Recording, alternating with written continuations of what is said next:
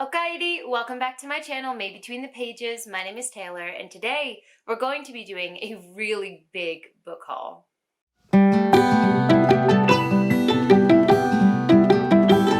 Now today I'm going to be going over just the physical books I have with me here in Japan. I do have some books that I sent to the States, but I'm not going to be including them in this video because when I can finally go back to the States, hopefully later this year, I plan to do a big, huge book haul of like the last 2 to 3, almost 3 years now, maybe 2.5 years of books that I've bought and sent over there. But we're just talking about the books I have physically here today, and that is about 25, which is a big haul, but honestly isn't that bad because the last time I did a haul was I think in like September of last year. So these are the books I've bought over the past, how many months is that? Maths, I can't do it, maybe 7 months. So, you know, I really don't think 25 is that bad, to be honest. Plus, I've already read and enjoyed a lot of these, and I bought them so I could have them as part of my collection physically. So all of these books make me happy, and I'm so glad that they're part of my collection. But I just have them kind of randomly piled about around me, and I'll just pick them up and start talking about them. So these are in no particular order. This chair is so squeaky. I'm trying a new chair for filming today. So if you hear the creaks of this chair, like, it is what it is, my bad, but it's leather and it's just, it has a lot to say. But the first books that I just picked up, I'm going to talk about in a set, and that would be A Master of Djinn and The Haunting of Tramcar 015, both by Pete Djeli Clark. A Master of Djinn is the first full-length book in the series that takes place in the Dead Djinn world, but this book here, The Haunting of Tramcar 015, as well as A Dead Djinn in Cairo and The Angel of Khalili. I never can remember the name of that. I'll put it up on the screen. But there are 3 other novellas that take place in this Dead Djinn world before the full installment. So I highly recommend you read the novellas first. And I fell in love with this world, with these characters. It's just so masterfully written, rich, compelling. And the first couple novellas are more, they have like, what's the word I'm looking for? They have like a detective feel to them as well. So you're solving a mystery with the main characters, and I love them so much. And also just look how cute this is. It's just this cute little paperback novella. Ugh, I love it. If the other novellas were released in like this format, I would also have them as part of my collection, but unfortunately they're not. A Dead Djinn in Cairo, I think, is ebook only. If you haven't read any of the works in the Dead Djinn world, I highly recommend that you do because they're amazing. It's like this Middle Eastern gaslight fantasy sapphic mystery series. I don't know, it has so many aspects to it, and it's amazing. So highly, highly recommend. Next, following with our Middle Eastern theme, I guess, I also have a set of books here. The first one being Gunmetal Gods, the second one being Conquerors Blood, and the third one being the novella Deathrider by Zamil Akhtar. These are all self-published books that take place in the same world. This is a prequel novella, and then these 2 are the full-length installments in the series so far. And they are amazing. I have a full review for Gunmetal Gods on my channel. I'll make sure to link it down below. But these books were some of the first books that showed me how much self-pub books are overlooked and how awesome they can be. I've also participated in a bunch of lives with Zamil himself over on Steve Talks Books channel. We have one for Gunmetal Gods and for Conquerors Blood, and we will be doing one hopefully in May for Deathrider. So look out for that. We will be chatting about this book hopefully soon. You can see that I tabbed the crap out of it, even though it's so short. I really, really love this series. So if you haven't picked it up, highly recommend you give it a shot. This next book is actually a gift, and that is The Helm of Midnight. Oh my god. It has one of those matte black covers that... Oh, I'm gonna have to find a way to clean that because my fingerprints are ruining how pretty this cover is. But this was a gift from Sarah, who is from the Only Good Book Club that I'm in, and she was just wonderful and sent this my way. I'm so happy to have this in my collection. It is a high priority for me to read. I really want to get to it. I haven't yet, but this is a 5-star prediction for me. Basically, this is a mixture of fantasy and kind of detective work, kind of like master of Djinn as well. But basically what I know about this is that there is a helm that is imbued with the spirit of a serial killer. And there are people who are tasked with keeping this spirit locked inside the helm. But of course, the spirit gets out. And this is the story of people trying to get that spirit back where it's supposed to be, I believe. So this just sounds really fun, like a mixture of detective novel with fantasy and a little bit of magic. I don't know, it just sounds really up my alley. So I'm very excited to pick this one up. Hopefully in May, but definitely by June. Next, we have a special edition set, and that is Raybearer and Redemptor by Jordan Ifueko. So these have like the ombre sprayed edges, and these were from Illumicrate. Now, I don't usually buy book boxes. I'll individually buy the books, but I loved Raybearer so much that when I heard that they were releasing this box, I was like, oh my God, well, I have to give this a shot. And I was very excited when it arrived. However, when I opened it, the like swag items that were included with these books were so lackluster, and the quality was very low, and I didn't care about any of the other items, and it was a pretty penny to ship to me. So I actually filmed an unboxing and then never posted it because the whole unboxing was me just being like, oh, that's interesting. Like, it was not good content. But the books themselves are beautiful. I will absolutely give Illumicrate that. And the ombre edges are very, very nice as well. If you take the outer covers off, they also have the foiling on the book itself, which is also stunning. Let me show the second one here. If we take off Redemptor, it also has the foiling on it. Now, I adored Raybearer. I just, it's one of my favorite YA fantasy books I've ever read. And unfortunately, I did not end up loving Redemptor. I do go in depth about this in a wrap-up around Christmas time, which is when I read this. So I'll be sure to, again, link that down below if you want to know more about my thoughts and why I was not a fan of the second book, even though I loved the first book so much. But I will say that these are beautiful editions, and I am happy to have them on my shelves because, you know, they're really pretty to look at. So at least I got that benefit out of that box. So I've been so scarred though for other book boxes that I haven't gone for them since.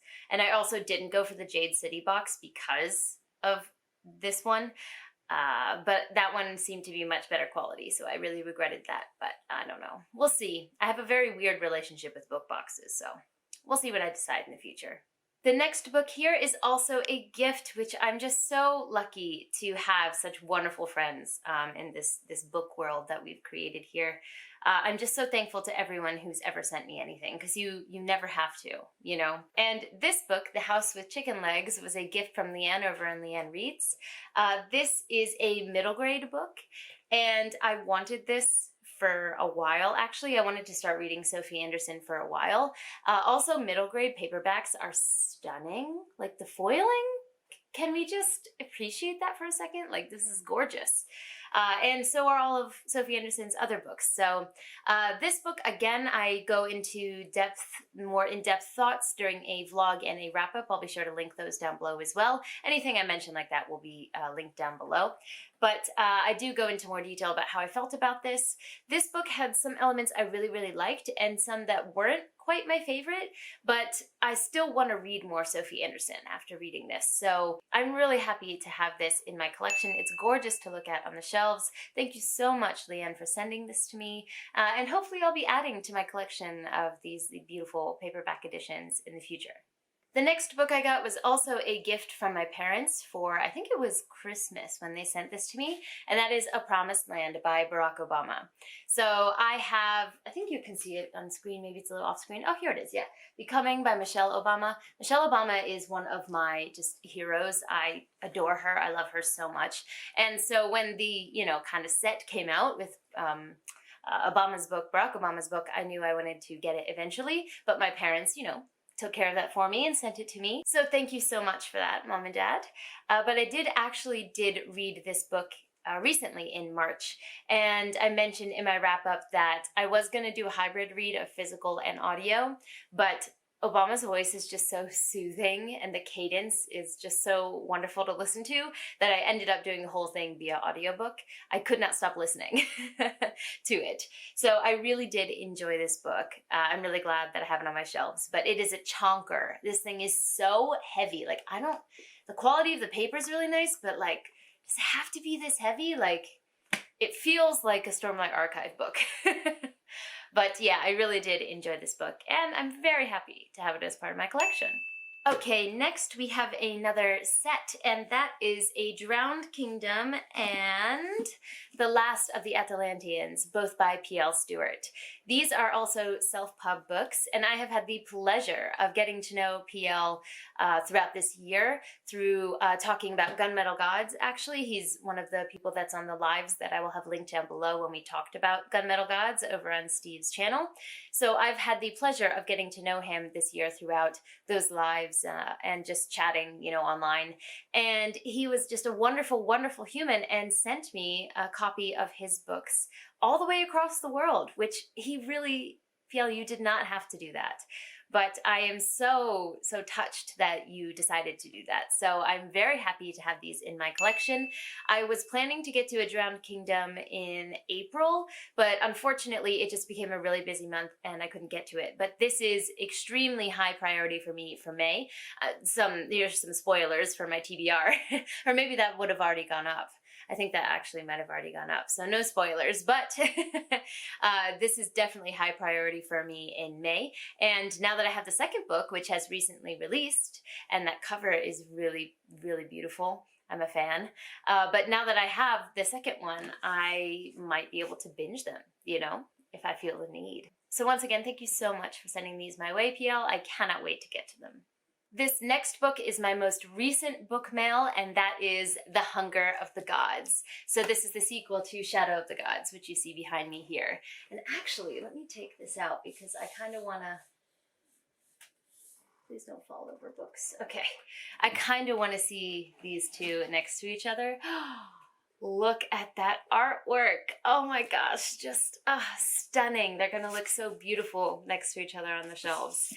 This is a chonker, okay? This one was decently large, but good God, how many pages is this book? It doesn't seem like it's that big actually. About 630-ish pages. It feels bigger, honestly. But I am expecting 5 glowing stars from this book. The first book blew me away. It's probably going to be one of my favorite books of the year, and I read it in January. It's just so good. So I cannot wait to get to this one as well.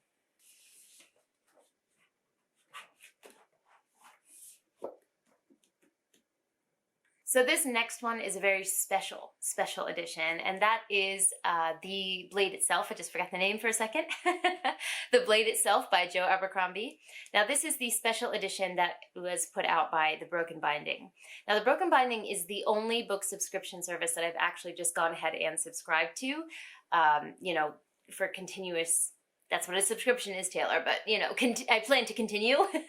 And that is because for this service, you pay for just the book and you get just the book. So the entire First Law trilogy is going to be released in these editions. And the paper has this like wonderful parchment feel to it. We've got sprayed edges.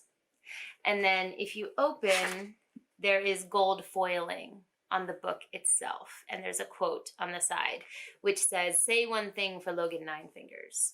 And I haven't read this book yet, but I have wanted to read the First Law trilogy for so long. Oh, sorry. Yeah, also end papers that match the front. But I have been wanting to read this series for so long. And when they revealed that this was going to be their first series, I knew that this would be the kick in the ass I need to actually read it. And it's also numbered and signed. So I have number 487 out of 1,500 numbered copies. So this is a very special edition. And I'm very happy to have this in my collection. I say yet again, I need to count. I'm going to put a counter for how many times I say that.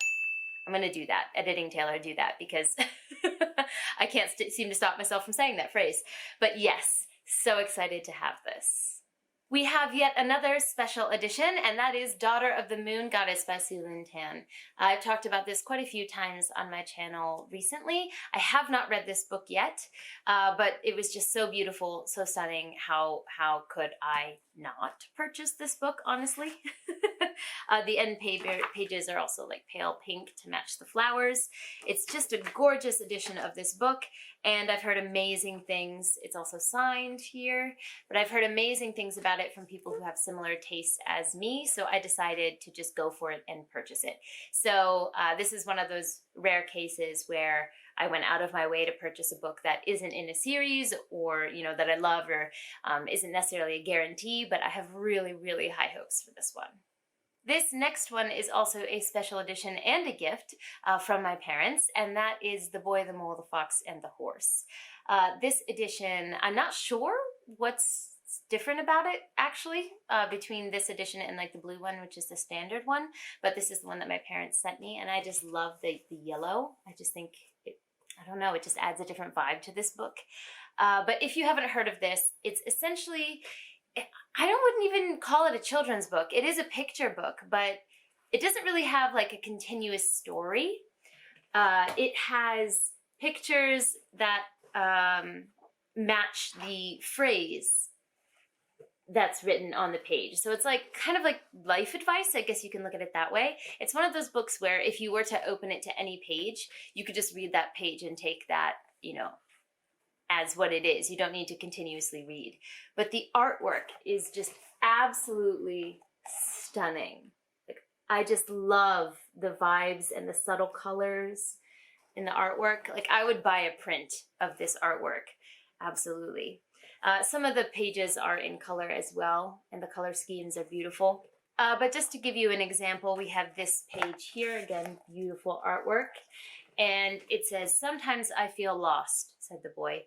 "Me too," said the mole. "But we loved you, and love brings you home." So it's just really cute, heartwarming phrases that you can use if you're ever feeling down in life, kind of. And so basically the story is that this little boy meets a mole, a fox, and a horse, and then they become friends. And it has those little tidbits, you know, throughout it. There's also some sheet music here, and my parents, when they sent it to me for Christmas, my mother plays the piano, and she actually sent a recording of this song of her playing it, and it was just the best Christmas gift I have ever received. I was so touched, and this book is so close to my heart. I just pick it up off the shelf and read like a phrase every now and then, and take that with me for the day, and it's just, I love it. I love it so much. The next book is again part of a series, and that is book 3 in the Skyward series, Cytonic, by Brandon Sanderson. So I adored, you can probably see behind me, yeah, here they are. I have Skyward and Starsight here. I adored Skyward. Starsight was okay. Like, I didn't dislike it, but it wasn't my favorite. Even though Starsight wasn't my favorite, I went ahead and purchased this because I need all of my books to match, okay? Because I'm crazy like that. And the hardback editions of fantasy or sci-fi books tend to go out of print quite quickly. So I knew I needed to get my hands on the UK hardback edition while it was, you know, in print. So I went ahead and purchased this when it was released. I'm very happy to have this in my collection. There it is again, added to the counter tailor. But I have not, I don't know, I don't feel a super strong desire to pick this up right away. I definitely will read it. But since Starsight wasn't my favorite, I don't feel as much momentum going into this book. And I haven't heard a lot of people talk about it, honestly. So I'm kind of curious what I'll think about this. But I am looking forward to reading it in the future, and it is just gorgeous. Just, it's stunning. So I'm not upset at all to have this, you know, to display. So I will get to this eventually, but it's not super high priority. Okay, this next book is like part of my shame pile because I can't believe I haven't read it yet, and that is The Splinter King by Mike Brooks. So the first book in this series, I'll pull it off the top here actually. The first book is The Black Coast, and I loved this book. I tabbed the ever-living shit out of it. I have a full review for this, which I will link down below, but this was just such a pleasant surprise, and I really enjoyed myself when I was reading this book. And so I immediately purchased book 2, The Splinter King.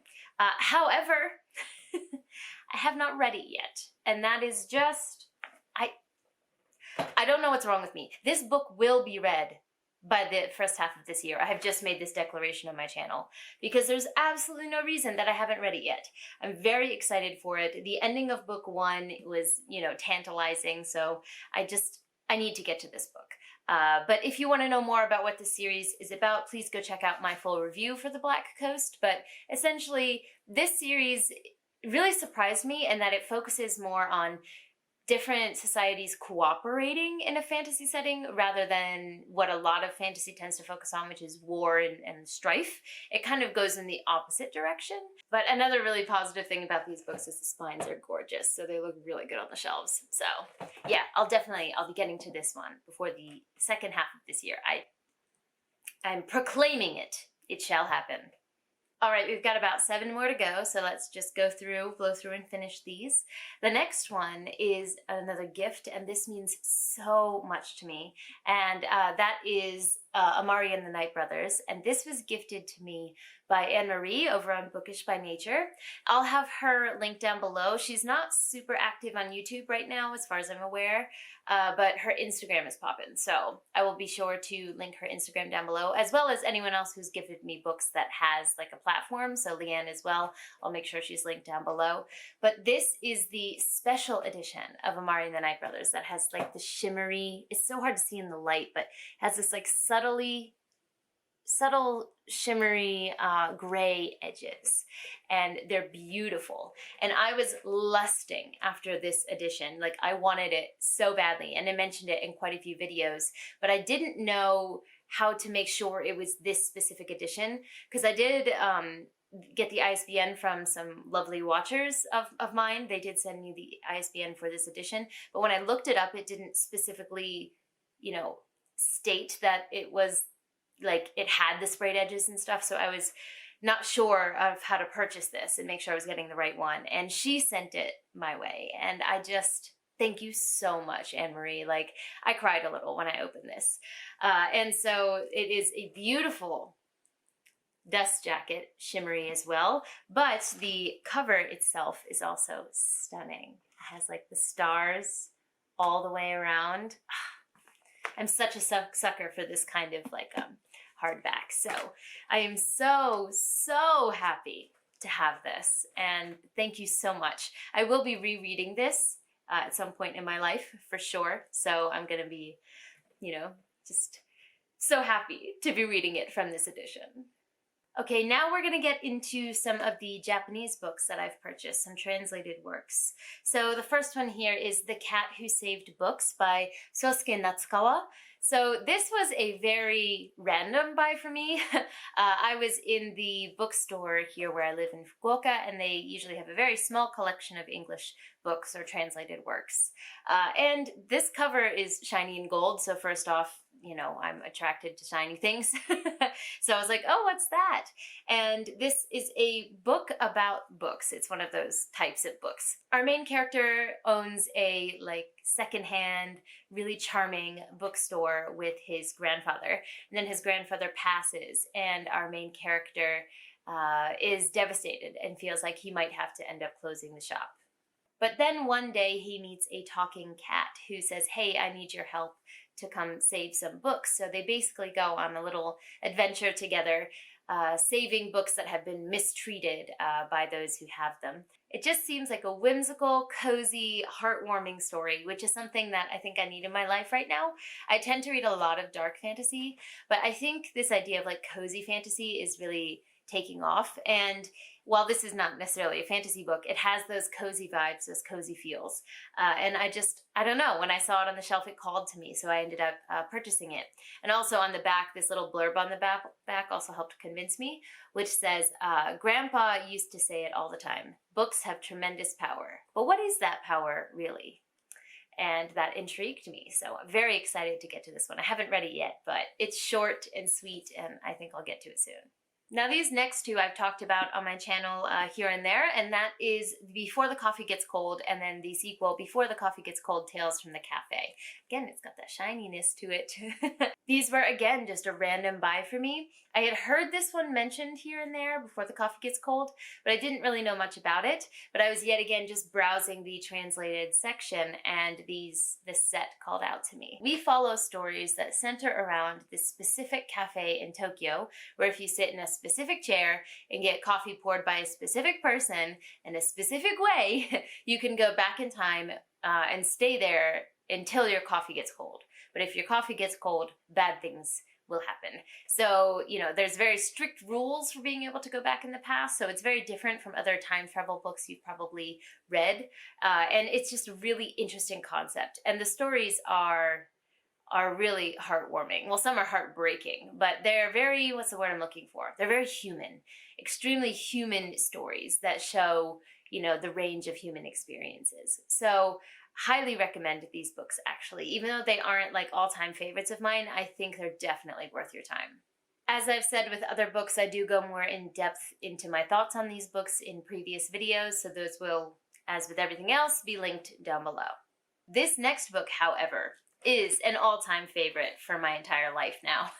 And that is, everyone say it together, How Do You Live by Genzaburo Yoshino.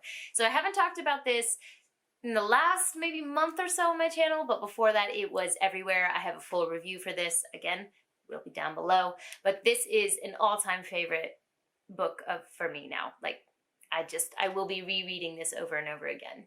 I've already tabbed the crap out of it, but I'm sure on every reread there will be more tabs. We follow a 15-year-old boy named Copper who is sitting above the streets of Tokyo one day with his uncle, and as he's looking out over all these lights and people and places, he has an epiphany, a realization of just how many people are in this world.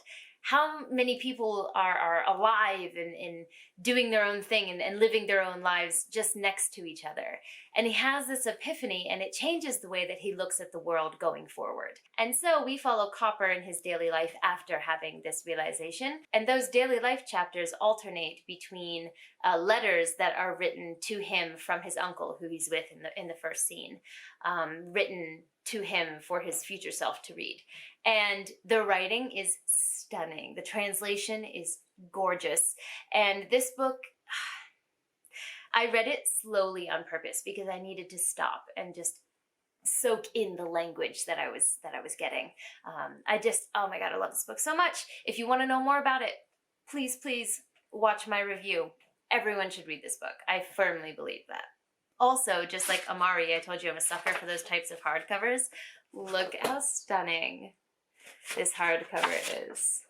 Oh my gosh, the end papers are also beautiful. So yeah, I adore this book. It's front and center on my bookshelf behind almost every video, so I'm sure you've seen this. I lied, we had 8 more books, so we have 3 more to go. These next 2 are from the same artist, but he's also an author. He writes kids books that aren't really for kids books, and other things as well. So I would just say he's an author as well as an artist, but his art is what drew me to him in the first place. And you may have heard me mention his name before, but that is Jun Ida. So I have 2 absolutely gorgeous art collections from him. This first one is Undarkness. This is a signed copy of this that is not easy to get, and my wonderful husband Hayato got this for me for Christmas. He sought it out, and it's one of my prized possessions. You always see it behind me on the bookshelf here. So this is his most recent collection of art. And then here is the collection, I think that was previous to this one, and it's still for sale it went back on sale, let me rephrase that. It went back on sale on his website, and I knew I had to scoop this up because once these are out, they're out. So reprintings are not a thing. This is a collection called The Endless with the Beginningless, and it's got themes of just, you know, where does one thing start and another thing begin. It's got a very flowy theme throughout it, and this has like a canvas, very nice canvas cover. This one is more felt covered.